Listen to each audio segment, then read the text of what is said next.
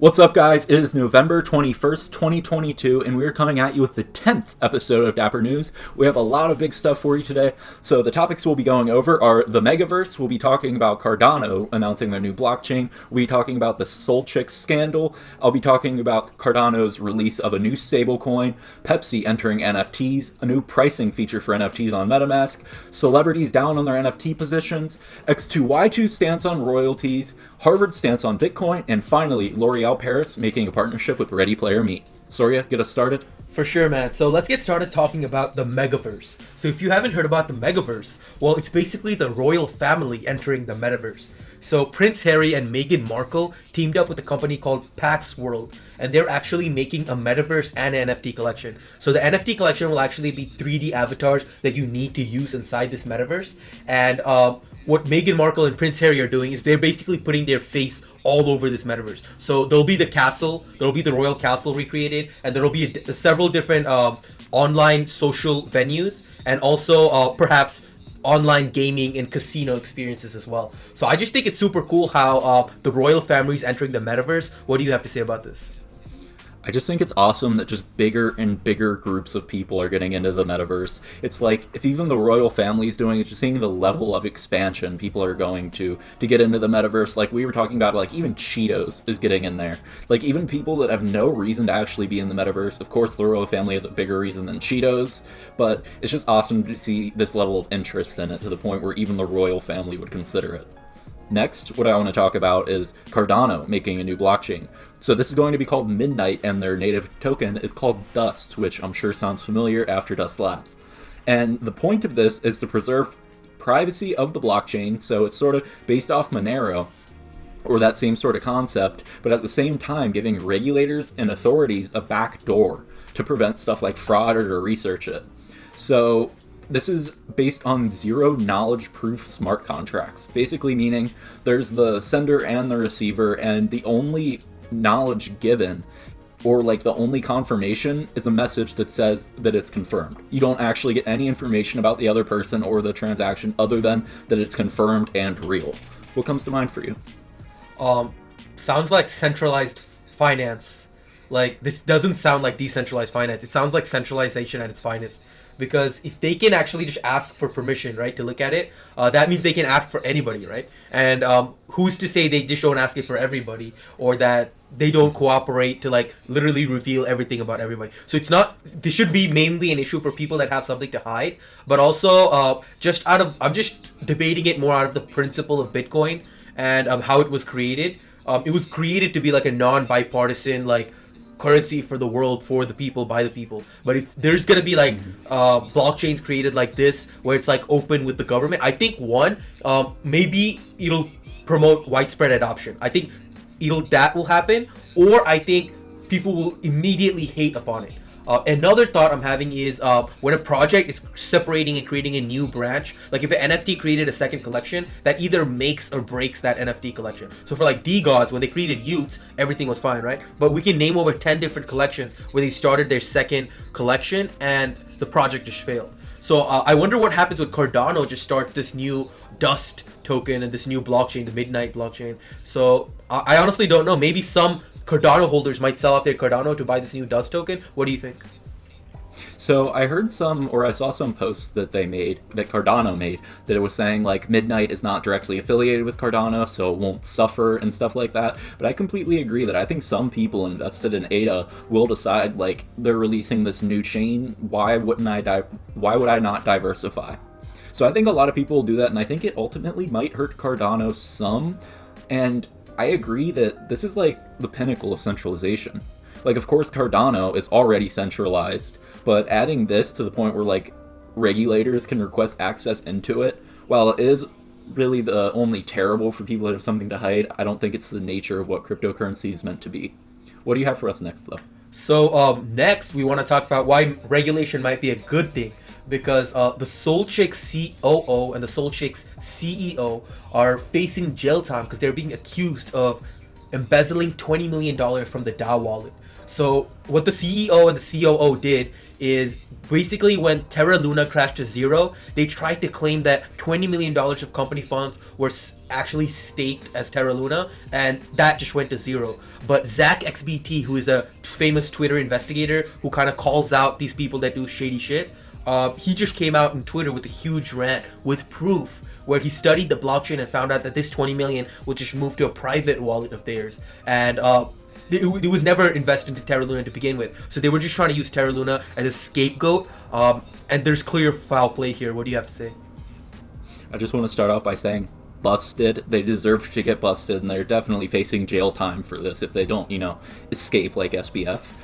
But I also wanted to say that it's really cool that right now, with frauds this big, there's someone out there that can go out and look and find something like as big as $20 million stolen.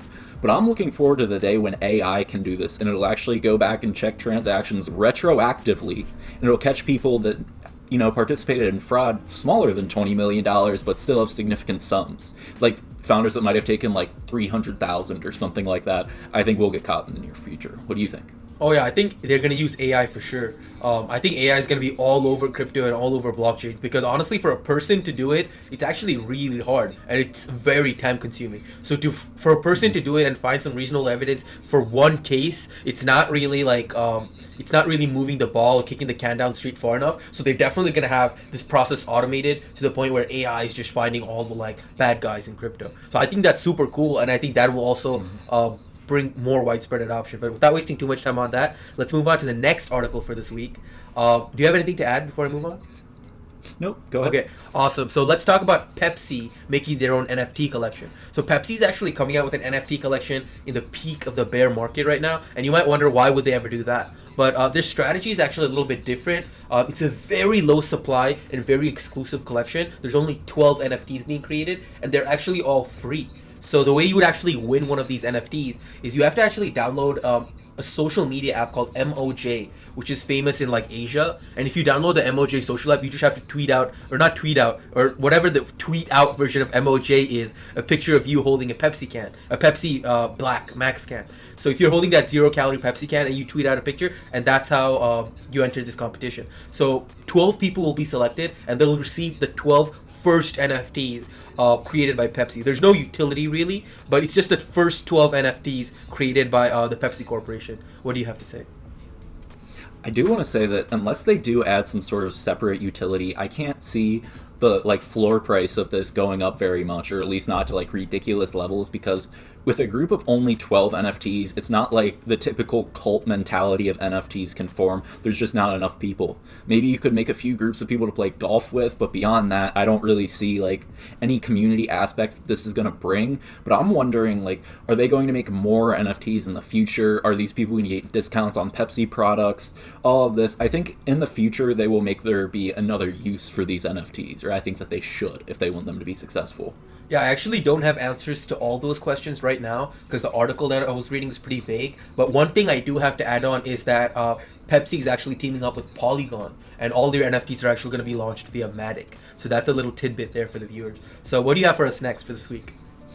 All right, I'll be jumping back over to Cardano, but this time actually on the ADA blockchain.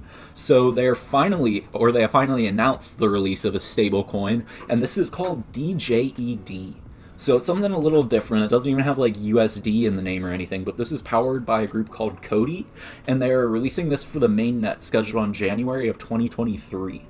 And just to think back to the whole FTX scandal, where there just wasn't money to back all of the people's holdings, this is an over-collateralized stablecoin. So there's more than the amount of money needed to back all of it, and this is meant to just serve as a Cardano safe haven. And they've already partnered with over 40 DEXs and partners just to sort of get this rolling and get it being used actively right upon release in January. Yeah, that sounds pretty interesting, but what I would have to say is for FTX, one of the main issues was a lot of the collateral they put up was actually on leverage. So when they had $10, they used 10x leverage and they have $100. Similar to that, FTX actually had was working with Alameda Research and used leverage on their collateral. So when they over collateralize it here, is Cardano using leverage on that collateral? Because I saw an article by the Wall Street Journal that said collateralized, like when you back up a loan with something that's leveraged, it means nothing. So do you know anything about that? I believe that they have a proof of reserve built into like this token, but I'm not entirely sure. I would need to look into that more. And next, what do you have for us? So next, let's talk about how major A-list celebrities have been losing out millions of dollars because of Yuga Labs. So whether they invested in something like CryptoPunks, Bored Ape Yacht Club, Newton Ape Yacht Club, all of those collections are down about 85% from their peak.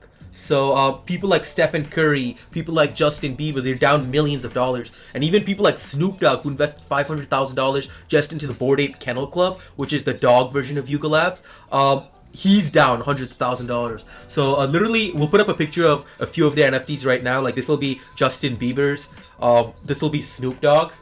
And all of these NFTs are down about 85%. There's a lot of A-list stars who are still holding on to their NFTs still. Personally, what I think is they're not actually down 85%, because I don't think all these celebrities jumped on Bored Ape Yacht Club train at the same time without like a secret deal signed behind closed door. Maybe they got the ape for free. Maybe they got it at a discount. Maybe they even got some money to go buy that ape with. So I don't know what actually happened. These are just my speculations. Do you have anything to add on here? Yeah, so I just wanted to say I'm not sure if I agree about there being like a secret partnership between these celebrities and Bored Ape Yacht Club, or between them and Yuga Labs, but I do want to say that I don't know if I would really say that they're like down as much as people say they are, simply because when they bought their NFT, they bought it at way above its value.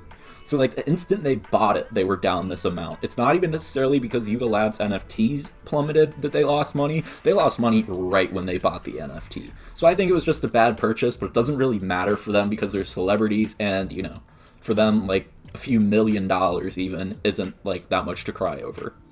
Next, I'll be talking about a new pricing feature for NFTs stored in Metamask. So over the past year, Metamask has been adding a lot of different things so that you can view your portfolio and your assets in your wallet in sort of a more comprehensive way than you were able to in the past. And now they're planning to launch a pricing feature that will let you see the estimated value of your NFT in your wallet. So this is going to start out by supporting over 5,000 collections, and to do this they're partnering with someone called NFT Bank, whose goal is essentially to take into account a bunch of different statistics, such as like it does account for the floor price, but also like rarity and the difference between bid and ask. It takes in all of those factors into account to try to calculate its value that you can sell it for, and it's reported to have a 90% accuracy. So I think that's pretty impressive. I always love when these browser wallets are actually adding new features in, because I know last month or something, Phantom added the feature to be able to like burn NFTs from your wallet, and that was amazing because I had all these wallets with crazy scam NFTs. So like just getting rid of that, and even if it's like just a little bit of soul sent back to you, that's just kind of hype too, because it acts as gas fees for the next time. So yeah, I think it's super cool when MetaMask is doing something like this. I think it's very cool that they're using rarity to price the NFT, not just the floor price. But yeah, do you have anything else for us this week? I had one more article. I have two more articles for us, but take us to your next one. So the next article I have for this week is how Harvard is bullish on Bitcoin. So a PhD candidate in Harvard named Matthew Ferranti released a paper in the Journal of Economics titled "Nations in Danger of International Sanctions Could Lessen the Impact by Scribbling Away Some Cryptocurrency Like Bitcoin." So what this paper said is he suggested that banks actually look to Bitcoin as a reserve currency, and how every bank has a 10% reserve requirement, money that they're required to keep in and not lend out, and how some portion of that 10% should be Bitcoin or converted to Bitcoin, especially now in the bear market when it's going down. I just think it's interesting that a paper like this gets published from Harvard, and that Harvard's like coming out saying, oh yeah, Bitcoin will last. Because this, the article that was speaking about this publication also talked about how Bitcoin is very bullish because you can't edit Bitcoin. Unlike other cryptocurrencies that can be changed, or there's a foundation, or it acts like a company, Bitcoin is just out there and it's just immutable. What do you have to add? Yeah. I think it's awesome. It makes me happy that there's enough belief behind Bitcoin and cryptocurrencies, well, not maybe as a whole, but behind Bitcoin, that even Harvard would let this be published and say for reserves, it's a good idea to do. And on top of that, I agree. Just because right now Bitcoin's so cheap and the amounts of inflation in almost every country are just skyrocketing. So before it gets worse, I would say it is a decent idea to convert some of these reserves into Bitcoin, especially when it's at this much of a low. I remember even someone saying in the DAHS chat the other day how for like Ethereum they can just print as much of it as they want, but for Bitcoin it's 21 million and there will always only be 21 million, and people lose Bitcoin all the time. So it's like really like a scarce asset, and because of that scarcity, people are really bullish on it. So am I. So what do you have for us next this week? Yeah. Alright, next I will jump into yet another royalties discussion. So we've talked about royalties too much, but now I will talk about X2Y2 changing their stance. So before they were saying that they had the method of flexible royalties, which would give the option for royalties to both the user and the creator. Now they have come along saying that they are following OpenSea in their decision to make royalties enforced, and they will be using OpenSea software that's called Operator Filter that they've made available on GitHub. So they've also declared that all existing collections will have royalties enforced too, so they basically reverted their past decision saying that, royalties are optional. So, do you think this is what they should have done? I mean, what I think they should have done is they should have never taken away royalties. Because I know a large portion, like a large majority, I'd even say, of both projects and investors were really, really mad about these royalties being taken away. Because royalties was like the revenue source for all these projects. And even investors realized that if you cut off their main revenue source, they really can't keep building. So there's less incentive for the projects to keep building too. So I think taking away royalties was really dumb. I'm happy to see them coming back though. Yeah, I completely agree. They never should have been removed. But I have one more article for us this week. So next, I will be talking about a partnership between L'Oreal Paris and Ready Player Me. So we've already talked about beauty coming into the metaverse multiple times. This is probably like the second or third time we've talked about it in these news episodes. But so now they're making this partnership to create makeup looks for the Ready Player Me metaverse. And what they are doing is creating 10 different sort of styles that you can use across a ton of different decentralized applications and apps. And they're all free, which I found pretty interesting. So what I'm wondering primarily about this is how are they actually going to benefit for bringing these beauty or makeup products into the metaverse? I'm not sure, honestly. I just think it'll be hard to upkeep these products. Because I know, like, from personal experience, when we were building BA and DAHS, we realized that if you want to put an ape into like 20 different video games, it's fine for like 2 weeks until those video games start releasing patches or updates. And because these video games often release like once in every 2 weeks or twice a month at least, what ends up happening is you actively need a team to make sure these apes are compatible with those games. And the same is true for like L'Oreal coming out with makeup for the metaverse. If you're making makeup for multiple 3D NFT avatars, I think it'll just be a lot of cost to upkeep it, and these projects are just coming because there was recently a lot of hype for the metaverse. I think they will face some of the problems we faced, and I think that will deter a lot of them from continuing the project. And the reason I say this is because large brands like CNN, who had their own NFT marketplace, overnight just completely shut down their collection and the marketplace. And they were in profit too. That business was in profit. So they just did that because of the bear market. So if they, like a large company like CNN can do that, anyone can do that. So I just wanted to warn the viewers about that. Do you have anything else before we finalize it for the week?